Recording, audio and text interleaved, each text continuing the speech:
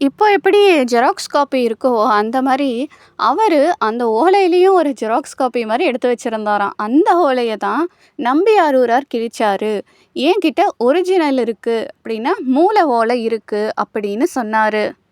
"இருங்க, அந்த ஓலைய போய் நான் எடுத்துட்டு வரேன்" அப்படின்னு அங்கருந்து போனாரு. நேரா அங்க இருக்கிற ஒரு சிவன் கோயிலுக்கு போயி, கருவறைக்குள்ள இருக்கிற ஒரு ஓலைச்சுவடிய எடுத்துட்டு வந்தாரு. எடுத்துட்டு வந்து அந்த ஓலைச்சுவடிய அங்க இருக்கிற பெரியவங்க கிட்ட குடுத்தாரு. அங்க இருக்கிற எல்லாரும் அத பார்த்தாங்க. ஆமா, இது நம்பி ஆரூராருடைய தாத்தா எழுதின ஓலை தான். அவருடைய கையெழுத்து கீழ போட்ருக்கு அப்படின்னு எல்லாரும் சொன்னாங்க. உடனே அங்க இருக்கிற ஒருத்தரு கேட்டாரு, "இது நம்பி ஆரூராருடைய பாட்டனார் கையெழுத்து தானா? இதை எப்படி நம்புறது?" அப்படின்னு கேட்டாங்க.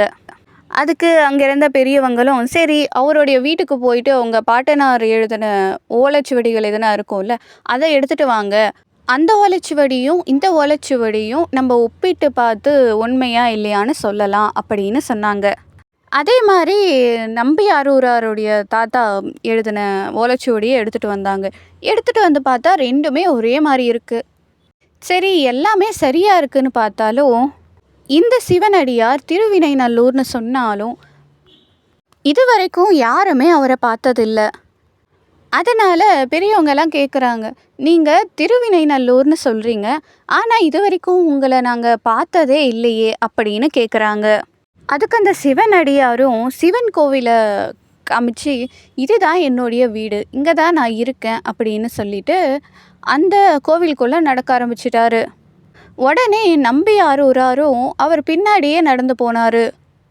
அங்க போய் பார்த்தா அந்த சிவனடியார் இல்ல. ஆனா அவருக்கு சிவன் காட்சி கொடுத்தாரு. "உன்னை தடுத்தாட்கொள்ள தான் இப்படி ஒரு நாடகத்தை நடத்தினேன்." சிவபெருமான் சுந்தரரை பார்த்து, "என்ன சுந்தர தமிழ பாடு" அப்படின்னு கேட்டாரு. அதுக்கு சுந்தரரோ, "எனக்கு ஒண்ணுமே தெரியாதே, நான் எப்படி பாடுறது" அப்படின்னு கேட்டாரு. அதுக்கு சிவபெருமான், "இப்பதான் கல்யாண மண்டபத்துல என்னை பத்தி பாடனியே, அந்த பாட்டையே பாடு" அப்படின்னு கேட்டாரு. "நீங்க யாருன்னு தெரியாம உங்களை திட்டிட்டேன், என்னை மன்னிச்சிடுங்க" அப்படின்னு மன்னிப்பு கேட்டாரு. அதுக்கு சிவபெருமானோ, "பித்தனா பேயான்னு வச்சு திட்டினல்ல, அந்த வரிகளை வச்சியே என்ன பாடு" அப்படின்னு சொன்னாரு. இப்படித்தான் சுந்தரர் முதல்ல சிவனை பாட ஆரம்பிச்சாரு. இப்போ நமக்கெல்லாம் எப்படி ஒரு டாஸ்க் கொடுக்கப்பட்டதோ, அதே மாதிரி அவருக்கும் அப்போ ஒரு டாஸ்க் கொடுக்கப்பட்டது. ஏன்னா இது எல்லாருக்கும் வேறுபட்டிருக்கும். நான் சிம்பிளாக சொல்லணுன்றதுக்காக டாஸ்க்குன்னு சொல்கிறேன். சில வேலைகள் அப்பப்போ சிவனால் நமக்கு கொடுக்கப்படும். அதை நான் டாஸ்க்குன்னு சொல்கிறேன். அப்படித்தான் சுந்தரருக்கும் ஒரு வேலை கொடுக்கப்பட்டுச்சு. என்னன்னா, ஒரு சிவாலயங்களுக்கு போய் சிவனை பற்றி பாடணுன்ற ஒரு வேலை கொடுக்கப்பட்டுச்சு. அதே மாதிரி சுந்தரரும் ஒரு சிவாலயங்களுக்கா போயிட்டு பதிகங்களை பாட ஆரம்பித்தார். இங்கே நம்பியாரூரார் கல்யாணம் பண்ணிக்க இருந்த பொண்ணு சடங்கவின்றவங்க கடைசி வரை கல்யாணம் பண்ணிக்காமலே இருந்து சிவனடியை சேர்ந்தாங்கன்னு சொல்லப்படுது. இவங்களும் ஒரு தீவிர சிவபக்தியில் இருந்தாங்கன்னு சொல்லப்படுது. ஆனால் என்னதான் இருந்தாலும் இவங்களை பற்றின ஒரு பதிவுகளோ கதைகளோ எங்கேயும் சொல்லப்படலை. இந்த சுந்தரருடைய கதையில் கூட சின்னதாக ஒரு லைன் மட்டும் சொல்கிறாங்க இவங்களை பற்றி, அவ்வளோதான். சுந்தரர் ஒரு சிவன் கோவிலுக்காக போய் பதிகங்களை பாடிக்கிட்டே திருவாரூர் போனார். அங்கே சிவபெருமான் தன்னுடைய தோழன் வரான் அப்படின்னு எல்லார்கிட்டேயும் சொன்னார். அங்கே இருந்த பெரியவங்க எல்லாம் சுந்தரரை ரொம்ப மரியாதையாக கோவிலுக்குள்ளே கூட்டிகிட்டு போகிறாங்க. அவரை பார்த்த சிவனும், "இனிமே நீ இல்லற வாழ்க்கையில் ஈடுபடணும்" அப்படின்னு சொன்னார். அது மட்டும் இல்லாமல், "உன்னை தடுத்தாட்கொண்டப்ப நீ ஒரு கல்யாண கோலத்தில் இருந்த, அதே மாதிரி இனிமேலும் இருக்கணும்" அப்படின்னு கேட்டார். சுந்தரரும் அதே மாதிரி ஒரு மாப்பிள்ளை கோலத்தில் எப்போவும் இருந்தார். அப்போது திருவாரூரில் பறவை நாச்சியார்னு ஒரு சிவனடியார் இருந்தாங்க. அவங்கள பார்த்ததும் சுந்தரருக்கு ரொம்ப பிடிச்சி போச்சு. பறவை நாச்சியாருக்கும் அவரை பிடிச்சிருந்துச்சு.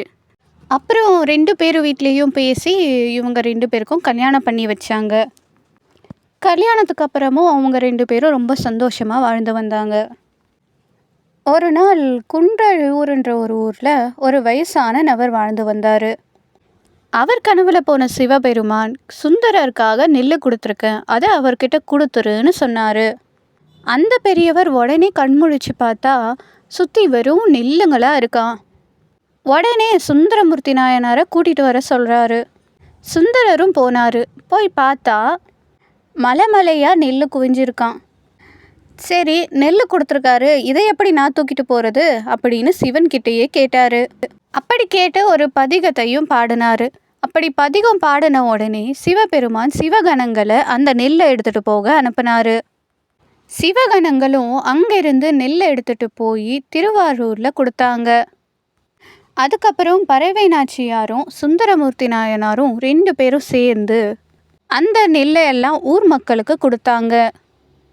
அதுக்கடுத்து சுந்தரர் நிறைய கோவில்களுக்கு போய் பதிகங்களை பாடினாங்க. அப்படித்தான் திருமுதுகுன்றம்ன்ற ஊருக்கு போனார். அப்படி பாடினப்ப சிவன்கிட்ட எனக்கு தங்க காசுகள் வேணும் அப்படின்னு கேட்டார். உடனே சிவபெருமானும் அவருக்கு தங்க மலையே கொடுத்தாரு. திரும்பவும் அதே மாதிரி கேள்வி கேட்குறாரு. இதை எப்படி நான் தூக்கிட்டு போகிறது அப்படின்னு கேட்குறாரு.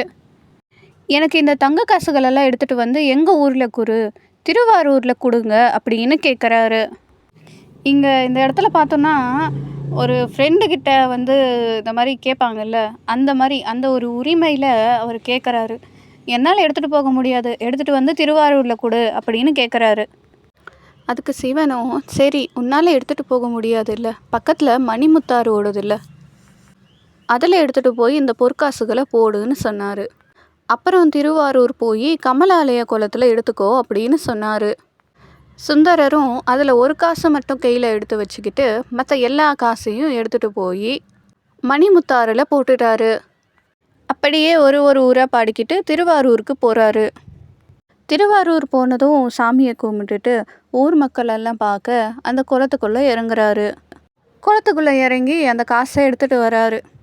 இதை பார்க்குற ஊர் மக்களுக்கு எல்லாம் சந்தேகம் வரும்ல, ஒருவேளை இது கோயில் குளத்தில் இருந்த காசோ அப்படின்ட்டு. உடனே அவர் கையில் ஒரு காசை எடுத்துகிட்டு வந்தார் இல்லை, அங்கேருந்து வரும்போது அந்த காசை எடுத்து காமிக்கிறாரு. பார்த்தா கோயில் குளத்துலேருந்து எடுத்த காசும் அவர் கையில் வச்சுருந்த காசும் ஒரே மாதிரி இருக்குது. இப்படித்தான் சுந்தரருடைய பெருமை ஊர் மக்களுக்கு எல்லாம் பரவுச்சு. அப்போ ஒரு நாள் மலைநாட்டை சேர்ந்த சேரமான் பெருமான்ற ஒரு ராஜா சுந்தரரை பார்க்க வந்தார். சுந்தரர்கிட்ட வந்து என் கூட கொஞ்ச நாள் தங்கணும் அப்படின்னு சொல்லி ரொம்ப பிரியப்பட்டு கேட்குறாரு. சரி, நான் வரேன் அப்படின்ட்டு சுந்தரரும் சேரமான் பெருமான் கூட போனார். அங்கே இருக்கக்கூடிய சிவாலயங்களுக்கெல்லாம் போய் சிவனை தரிசித்தாங்க. இப்படியே கொஞ்ச நாள் ஆச்சு. அப்புறம் என்ன, ஒரு நாள் சுந்தரர் நான் கிளம்புறேன் அப்படின்னு சொல்லிட்டு அங்கேருந்து கிளம்புறாரு. கிளம்பும்போது சேரமான் பெருமான் நிறைய பொன் பொருட்களெல்லாம் கொடுத்து எடுத்துகிட்டு போங்க அப்படின்னு கொடுக்குறாரு. இதுக்கு முன்னாடி கொடுத்த பொற்காசுகளையே அவர் எடுத்துகிட்டு வரலை. அதே மாதிரி இங்கேயும் சிவனடியார்கள், சுந்தரர் கூட நிறைய சிவனடியார்களும் இருந்தாங்க. அவங்க எல்லாம் அந்த பொன் பொருளெல்லாம் எடுத்துகிட்டு வந்தாங்க. அந்த பொன் பொருளையெல்லாம் எடுத்துகிட்டு கொங்கு நாடு பக்கம் வந்துட்டுருக்கிறப்ப அந்த இடத்துல சிவன் ஒரு திருவிளையாடலை நடத்துகிறாரு. ஏன் அப்படி ஒரு திருவிளையாடலை அந்த இடத்துல நடத்துகிறாருன்னா, மற்றவங்க கொடுத்த பொன் பொருளை எல்லாம் இவர் எடுத்துகிட்டு வராரே அப்படின்ற ஒரு கோபமோ இல்லை பொசசிவ்னஸ்னு சொல்லலாம். ஏன்னா ஒரு ஃப்ரெண்டை நம்ம பார்க்குறோம், இன்னொரு ஃப்ரெண்டுன்னு சொல்லிட்டு அவங்க அந்த பொருட்கள்லாம் கொடுத்துருக்காங்க, அதை எடுத்துகிட்டு வராங்களே அப்படின்ட்டு ஒரு சின்ன கோபமும் இருக்கலாம். எனக்கு புரிஞ்ச வரைக்கும் அது ஒரு சின்ன பொசசிவ்னஸ் தான் எனக்கு புரிஞ்சிச்சு. அப்படி இல்லைன்னா எங்கே பொன் பொருள் மேலே ஆசைகள் வருமோ அப்படின்னும் இருக்கலாம். எனக்கு தெரிஞ்ச வரைக்கும் நண்பர்களுக்குள்ளே இருக்கக்கூடிய இந்த பொசசிவ்னஸ் தான் இருக்கும்னு எனக்கு தோணுது. சரி, அப்புறம் என்ன பண்ணுறாரு, இருக்கக்கூடிய சிவகணங்களை எல்லாம் திருடர்கள் மாதிரி அவர்கிட்ட அனுப்புகிறாரு. சிவகணங்களும் திருடர்கள் மாதிரி வந்து அவங்கக்கிட்ட இருந்த பொன் பொருளெல்லாம் பறிச்சுட்டாங்க, எல்லாத்தையும் எடுத்துகிட்டு போயிட்டாங்க. ஸோ இப்போ என்ன பண்ணுறாரு, சிவன் கோவில் பக்கத்தில் இருக்கிற சிவன் கோவிலுக்கு போயிட்டு சிவனை பார்த்து கேட்குறாரு, நான் எடுத்துகிட்டு வந்த பொன் பொருளை எல்லாம் இப்படி திருடங்க வாங்கிட்டு போயிட்டாங்களே, நீ பார்த்துட்டு தானே இருக்க, நீ வந்து தடுத்துருக்க கூடாதா அப்படின்னு கேட்குறாரு. உடனே சிவனும் உனக்கு என்ன இப்போது, அந்த பொன் பொருள் தானே வேணும் அப்படின்னு சொல்லிட்டு திருடிட்டு போன பொன் பொருளை எல்லாம் சிவகணங்களை விட்டு எடுத்துகிட்டு வந்து வைக்க சொல்கிறாரு. ஒரு டைலாக் ஒன்று இருக்குமே, அதுக்கு அது அங்கேயே இருந்திருக்கலாமே அப்படின்ட்டு அந்த மாதிரி ஆயிடுச்சு. அப்புறம் அந்த பொன் பொருளையெல்லாம் எடுத்துகிட்டு போயிட்டாரு. ஸோ அடுத்து நிறைய சிவன் கோவில்களுக்கு போகிறாரு. போய் நிறைய பதிகங்களை பாடுறாரு. நிறைய அற்புதங்கள நிகழ்த்துறாரு.